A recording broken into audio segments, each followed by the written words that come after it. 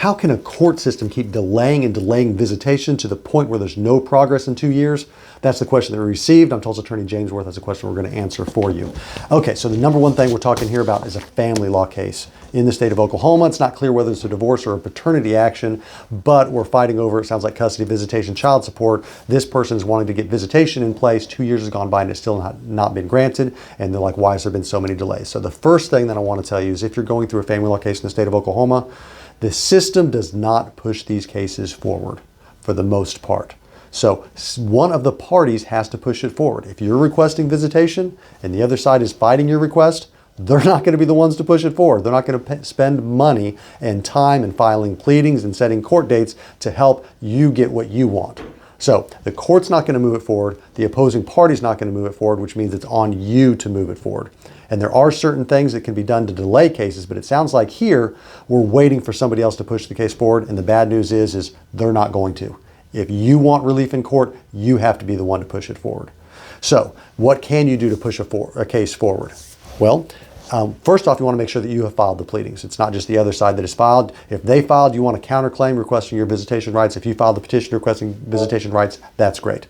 Then two, you want to get a scheduling order in place because that's the first thing that sets deadlines. Because if you don't do that, once you try to push the case forward, the other side might, well, hey, we haven't done discovery yet. We haven't had mediation yet. We need to have a pre-trial.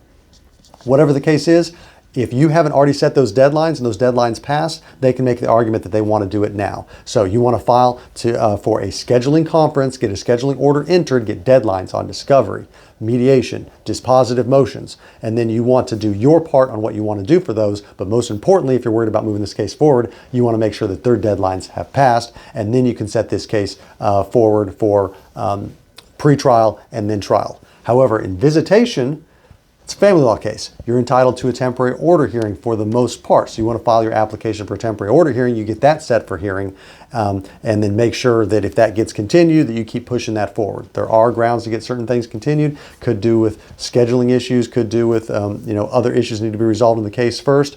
But long story short, you want to make sure that it keeps on the court's calendar and it keeps moving forward so you get your evidentiary hearing, so you get at least a temporary order in place for visitation so that you can operate under that until you can get into court on a final order, because it can take a long time to get a final trial in some counties, particularly in the state of Oklahoma. Now, as it comes to visitation, today's November 1st, 2024. New laws go into place every year on November 1st, 2024. And this year, there's an interesting, great one that goes into place talking about temporary order hearings in Oklahoma. And it provides certain deadlines so that hopefully people can get into court on temporary orders more quickly to get orders in place. We're going to see how that plays out.